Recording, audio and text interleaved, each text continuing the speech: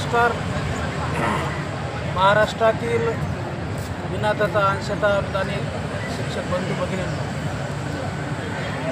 गेल्या 11 दिवसापासून आपलं आझाद मैदान येथे आंदोलन सुरू आहे आणि आपला सर्वांचा एकच मुद्दा आहे आणि ज्वलंत मुद्दा आहे, तो म्हणजे 14 ऑक्टोबर 2024ला जो काही शासन निर्णय निघाला तर त्या शासन निर्णयाची अंमलबजावणी लवकरात लवकर याच अधिवेशनमध्ये होऊन तात्काळ निधीची तरतूद करावी, हीच मागणी घेऊन आपण गेल्या 11 दिवसापासून इथं बसलेलो आहोत. आणि पूर्ण महाराष्ट्रभर चर्चा चालू आहे, व्हॉट्सअपवर, ग्रुपवर, फेसबुकवर, की फक्त चलो मुंबई आझाद मैदान, चलो मुंबई आझाद मैदान. स्पेशल हे व्हिडिओ बनवण्याचं कारण एकच आहे की आम्ही तर लढतोय आणि लढणार आहोत आणि आतापर्यंतसुद्धा लढलो आहे आणि म्हणून, परंतु व्हॉट्सअपवर चर्चा केल्यापेक्षा तेवढीच जर एनर्जी तुम्ही जर या आझाद मैदानात दिली तर नक्कीच अशक्य काहीही नाही. कारण की फक्त 2 दिवस जर तुम्ही दिले पुढचे तर हे सरकार नतमस्तक होऊन जी काही आपली मागणी आहे ती मागणी पूर्ण करेल आणि आपल्याला आपला हक्काचा पगार मिळून देईल. मग त्यासाठी करायचं काय? आता तिकडे शिक्षक आमदार हे झटतायत, शेवटच्या क्षणापर्यंत प्रयत्न करत आहेत आणि आदरणीय ज्ञानेश्वर म्हात्रे सरांच्या तर डोळ्यातून अक्षरशः पाणी येत आहेत आणि त्यांच्या सोबतीला काही आमदार, मग अभ्यंकर साहेब असो, आजगावकर साहेब असो आणि अनेक बरेच आमदार हे प्रयत्न करत आहेत. आणि म्हणून त्यांना एक सपोर्ट म्हणून आपलं आझाद मैदानांमध्ये हे आंदोलन सुरू आहे आणि अजूनही वेळ गेलेली नाही आहे. आता तुम्ही बॅनर बघताय, हे बॅनर शिक्षक समन्वय संघाचं आहे आणि याच बॅनरच्या खाली आपण आतापर्यंत लढलेला आहोत आणि जिंकलो सुद्धा आहोत. सहजासहजी कोणतीच गोष्ट मिळत नाही, हे तुम्हाला पण माहीत आहे. शेवटच्या क्षणापर्यंत सुद्धा आपला निर्णय लागलेला आहे. मग जराशी जर निगेटिव्ह थिंकिंग जर तुमच्या मनात सरकारनं भरली असेल, आपल्या मनात भरली असेल, तर नुसतं हातपाय गळून आता होणारच नाही अशी जर भूमिका आपण मनात बाळगली आणि डिप्रेशनमध्ये गेलात, नुसतं चर्चाच करत राहिलात, तर ते चर्चेला काहीच महत्त्व राहणार नाही. ते जर तुम्हाला पूर्णपणे निगेटिव्ह जरी सरकारनं केलं असेल आपल्याला, तरी पॉझिटिव्ह करण्याची धमक हे तुमच्या आमच्यामध्ये असली पाहिजे. आपण इतिहास शिकवतो, लेकरांना घडवतो, मग हाच का इतिहास शिरूर मावळ्यांचा आपण सर्वांना सांगतो, मग आपणच का हातपाय गळून बसायचं घरामध्ये? अजूनही वेळ गेलेली नाही आहे. आम्ही जे लढतोय, इथे जे मावळे होऊन लढतायत, लांबून लांबून आलेले आहेत आणि लढत आहेत, प्रयत्न करणार, शेवटपर्यंत प्रयत्न करणार, हा निर्धार आहे. यश अपयशानंतरची गोष्ट आहे, पण आम्ही प्रयत्न तर करतो ना. तुमच्यासारखं काही जे अपवादात्मक शिक्षक सोडले तर, ज्यांच्या खरोखरच अडचणी आहेत, ते जर सोडले तर पगारापेक्षा दुसरं मोठं काहीच नाही, लक्षात घ्या. पण काही तर नुसतं चलो मुंबई एवढंच बोलतायत आणि म्हणून अजूनही वेळ गेलेली नाही आहे. शिक्षक समन्वय संघाचा बॅनर आहे, प्रत्येकाचं स्वागत इथे आहे. जर तुम्ही अजूनही शक्तीपणाला लावून एकत्रित येऊन तुम्ही जर साथ दिली तर नक्कीच हा विषय मिटल्याशिवाय राहणार नाही. आणि म्हणून हा कोण्या एकाचा विषय नाही आहे, हा कोण्या एकाचा विषय नाही आहे, लक्षात घ्या. हा सर्वांच्या पगाराचा विषय आहे. आणि म्हणून याला आमंत्रित करायचं, त्याला आमंत्रित करायचं, याला बोलवायचं, त्याला बोलवायचं. अरे तुम्हाला पगार पाहिजे, आपल्याला स्वतःला पगार पाहिजे, लक्षात घ्या. माझा पगार, माझी जबाबदारी, असेच 10-15 वर्ष गेले, आता राहिलेच किती वर्ष. आणि म्हणून अजूनही धमक आहे आपल्यामध्ये या सरकारकडून मिळून घेण्याची, हे तुम्ही विसरू नका. म्हणून लक्षात ठेवा की माझा पगार, माझी जबाबदारी, तुमच्या मुलाबाळांचं भविष्य जर उज्ज्वल करायचं असेल, पुढे चालून तुमचं आयुष्य जर उज्ज्वल करायचं असेल आणि काही का अंश होईना जर या निर्णयाचं आपल्याला अंमलबजावणी निधीमध्ये करायची असेल तर हे तुमच्या माझ्या हातात आहे, लक्षात घ्या. आणि म्हणून पुन्हा एकदा विनंती करण्याचं काम नाही, माझा पगार माझी जबाबदारी हे समजा तुम्ही. अंधभक्त होऊ नका. तुम्हालाच का गरज पडत आहे याला त्याला बोलावण्याची? काही नाही. सगळ्यांचं स्वागत आहे. शिक्षक समन्वय संघ ऑल इन वन आहे. लक्षात घ्या, सर्वांसाठी दरवाजा उघडा आहे. आम्ही लढतोय. तुमची साथ महत्त्वाची आहे आणि म्हणून मला एवढंच सांगायचं आहे की तुम्ही ही गोष्ट ध्यानात घ्या की फक्त माझा पगार माझी जबाबदारी. माझ्या पगारासाठी मला इथं आझाद मैदानमध्ये यायचं आहे आणि हेच आझाद मैदान आहे की जे आपल्याला न्याय मिळवून देणार आहे.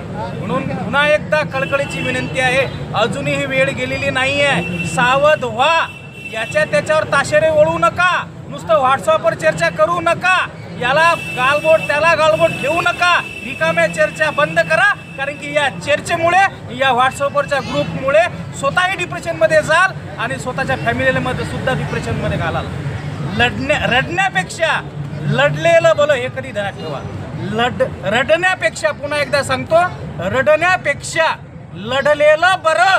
यश हे नंतर अपयशाची गोष्ट आहे. किमान जर या 2-3 दिवसामध्ये जर सरकार आपल्याला पावलं, सरकारनं जर आपल्याला निर्णय चांगला दिला तर स्वाभिमानाने अभिमानाने तुम्हीच सांगाल, इथून जाल आपल्या लेकरं बाळाला की मी तिथं लढलो होतो, मी तिथं गेलो होतो आणि माझं योगदान या आझाद मैदानात आहे आणि म्हणून मी लढाई जिंकून आलेला आहे. जर कदाचित तसं होऊ नये, पण जर कदाचित एवढे प्रयत्न करूनही जर समजा अपयश आलं तरी तुम्हाला अभिमानानं सांगता आलं पाहिजे की आम्ही बाकीच्यांसारखं घरी नव्हतो. आंदोलनाचा 11वा दिवस शिक्षक समन्वय संघाच्या वतीने मागील 11 दिवसापासून जो काही सरकारने शासन आदेश काढलेला आहे त्या शासन आदेशाची आर्थिक तरतूद याच आर्थिक अधिवेशनामध्ये व्हावी या मुख्य मागणीला घेऊन आपण लढतो आहोत. लढत असताना खरं तर मागील 5-6 दिवसापासून निश्चितच महाराष्ट्रामध्ये शिक्षकांचं दुःख ऐरणीवर आलेलं आहे. महाराष्ट्र ढवळून निघालेला आहे. इथं उपस्थित असलेले आदरणीय रंगारी सर, आदरणीय जामनिक सर, आदरणीय जगदाळे सर आणि हे सर्वच महिला तसेच शिक्षक आज इथं उपस्थित आहेत. आता मला फक्त महाराष्ट्रातल्या तमाम लाभार्थी शिक्षकांना या संघर्षमय आझाद मैदानाच्या मातीतून एवढंच आव्हान करायचं आहे की बाबांनो, काहीच न करता काहीतरी केल्यानंतर यश मिळतं आणि आज त्याची आवश्यकता आहे. आपण हातपाय हलवायचेच ठरवले तर फक्त 26 मार्चपर्यंत आपण हातपाय हलवले तर नक्कीच आपल्या पदरामध्ये काहीतरी पडेल या भावना तीव्र होण्याची शक्यता आहे. मुद्दा असा आहे की आता सध्याला बऱ्याच जणांचं असं म्हणणं आहे की काय होणार, म्हणजे आर्थिक अधिवेशन संपलेलं नसल्यामुळे बरंचसं काही होऊ शकतं. त्याला 2 गोष्टी कारणीभूत ठरू शकतात. एक म्हणजे आपले जे काही आमदार आहेत ते आमदार प्रयत्नाची पराकाष्ठा करतील आणि त्या आमदारांना बळ देण्यासाठी, त्यांच्या प्रयत्नांना बळ देण्यासाठी आपण जर आझाद मैदानावर मोठ्या संख्येने आलो तर निश्चित होत्याचं नव्हतं करणं हाच आपला आझाद मैदानाचा इतिहास आहे. आपण हे बऱ्याच वेळेस करून दाखवलेलं पण आहे. कधी आपल्याला सहजासहजी भेटलंय? आतापर्यंत कधी आपण असंच मागल्यानंतर लगेच भेटलं असं कधी झालंय का? 52 दिवसाचे, 70 दिवसाचे, 80 दिवसाचे आंदोलन आपण सर्वांनी केलेले आहे आणि म्हणून आता हातपाय गाळून न पडता आपले बांधव अस्वस्थ आहेत. आज प्रत्येक जण फेसबुक पोस्टच्या माध्यमातून व्यक्त होतो आहे, परंतु फेसबुक व्हॉट्सअपच्या माध्यमातून व्यक्त न होता त्याच भावना जर आपण आझाद मैदानाच्या मातीवर येऊन व्यक्त केल्या तर मला वाटतं की निश्चित आजही आर्थिक अधिवेशनामध्ये आपल्या गोष्टी बऱ्याचशा घडू शकतात. म्हणजे ते चान्सेस आहेत, ती शक्यता आहे. कारण आपला विशेष म्हणजे आपला GR निघालेला असल्यामुळे आपल्याला फक्त तरतुदीची गरज आहे. मागेही जगदाळे सरांनी सांगितलं की आमदार प्रयत्न करत असताना आपण जर थोडंसं पाठबळ म्हणून ताकदीनं जर त्यांच्यासोबत मैदानात उभं टाकलो, कारण आतापर्यंत त्यांनी जेव्हा प्रयत्न करायला पाहिजे होते तेव्हा कदाचित सगळ्यांनी प्रयत्न केले नाही, त्याचं फलितच आहे. काही आमदारांनी निश्चित जीवाचं रान केलेलं आहे. आज आपण ज्ञानेश्वर म्हात्रे सरांच्या डोळ्यातलं पाणी पाहतोय, परंतु मला असं म्हणायचं आहे की शिक्षकांनो, खरं तर लाभार्थी आपण आहोत.